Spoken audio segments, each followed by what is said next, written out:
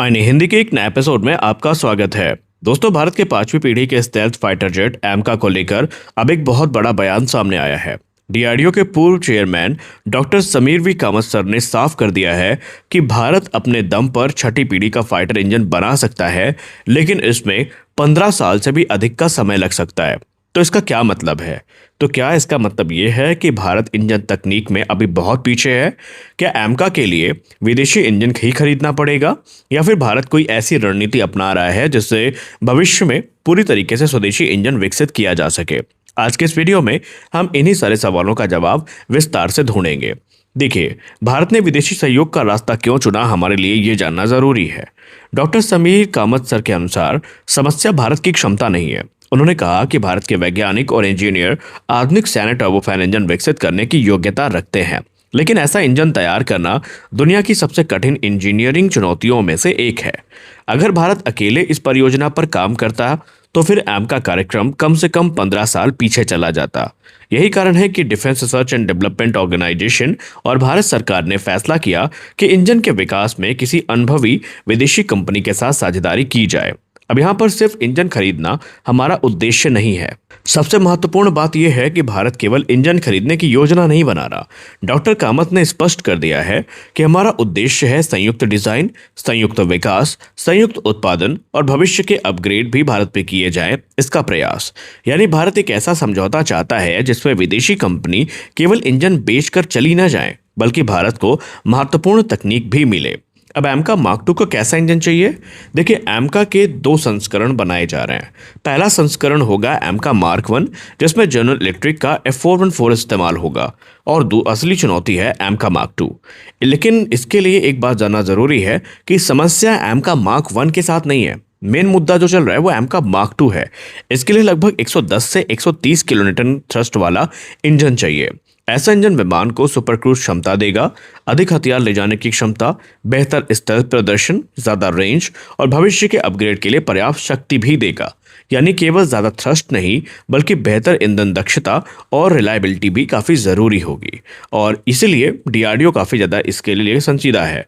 अब बहुत से लोग ये सोचते हैं कि इंजन बनाना केवल एक मशीन तैयार करना है, लेकिन वास्तव में आधुनिक फाइटर इंजन हजारों अत्याधुनिक तकनीकों का मिश्रण होता है, जैसे कि single crystal turbine blades, ceramic matrix composite, high pressure compressor, advance cooling technology, फेडैक यानी डिजिटल इंजन कंट्रोल सिस्टम, और अत्यधिक तापमान सहने वाली नई धातुएं। और इन सभी में महारत हासिल करना में कोई ये आसान काम नहीं है। इन सभी में महारत हासिल करना कई वर्षों की रिसर्च मांगती है, और परीक्षण भी हमारे लिए एक बड़ी चुनौती है। इंजन बनाना पहला कदम होता है, लेकिन इसके बाद हजारों घंटों की ground testing, high altitude testing, flight testing, reliability trials करने पड़ते हैं। और अगर परीक्षण के दौरान कोई छोटी सी भी समस्या आती है तो पूरा डिजाइन बदलना पड़ सकता है।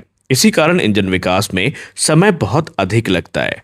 अब यहाँ पर डीआरडीओ चीफ ने यह भी कहा कि इसीलिए हमने अकेले इस प्रोग्राम को अंत तक ले जाने का फैसला करने के बजाय संयुक्त रूप से काम करना उचित समझा। रिपोर्ट्स की बात माने तो भारत इस समय प्रमुख 3 विकल्पों पर विचार कर रहा है। पहला विकल्प है फ्रांस का सैफरान। सैफरान पहले भी भारत के साथ कई परियोजनाओं में काम कर चुकी है, और इसीलिए भारत को कॉन्फिडेंस है कि अगर हम सैफरान को लेते हैं तो काफ़ी हद तक चीज़ें हमारे लिए सामान्य हो जाएंगी। और रिपोर्ट बताती भी है कि जो दोनों देशों के बीच में बातचीत है वो ऑलमोस्ट फाइनल है, कुछ औपचारिकताएं ही बाकी हैं। तो वहीं कुछ रिपोर्ट ये कहती है कि इंटेलेक्चुअल प्रॉपर्टी राइट्स और कुछ चीज़ों को लेकर अभी आम सहमति बनना जहाँ पर बाकी है। हालांकि जो फाइनल कंफर्मेशन रिपोर्ट है वो जब आएगी तभी हमें इसके बारे में पता चलेगा। वहीं दूसरा विकल्प हमारे पास है ब्रिटेन की रोल्स रॉयस।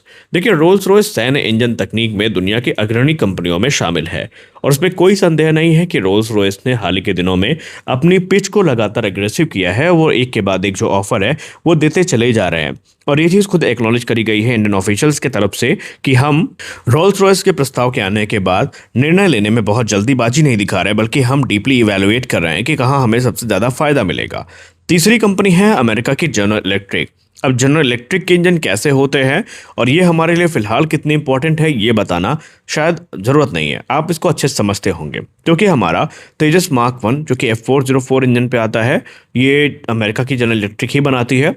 और तेजस मार्क टू जो कि F414 के साथ आएगा, ये भी जनरल इलेक्ट्रिक ही बनाती है। तो तीसरे विकल्प के तौर पर ये जो कंपनी है हमारे सामने है।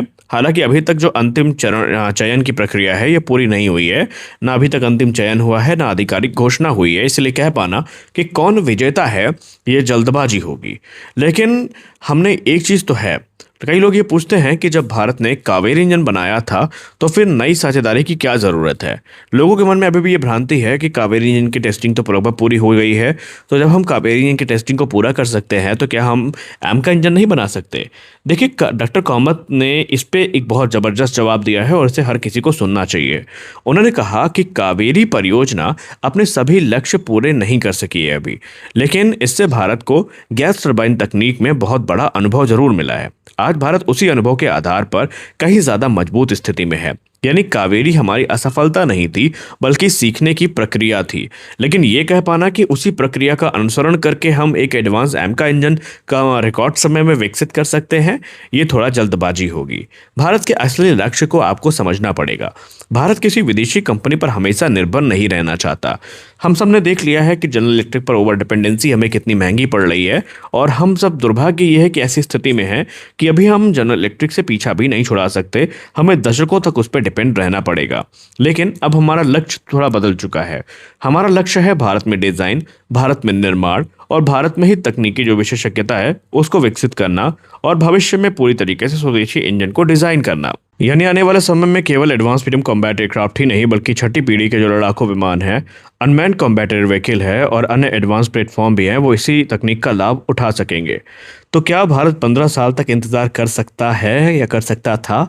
देखिए, अगर भारत पूरी तरीके से स्वदेशी इंजन का इंतजार करता तो एम का कार्यक्रम काफ़ी पीछे चला जाता।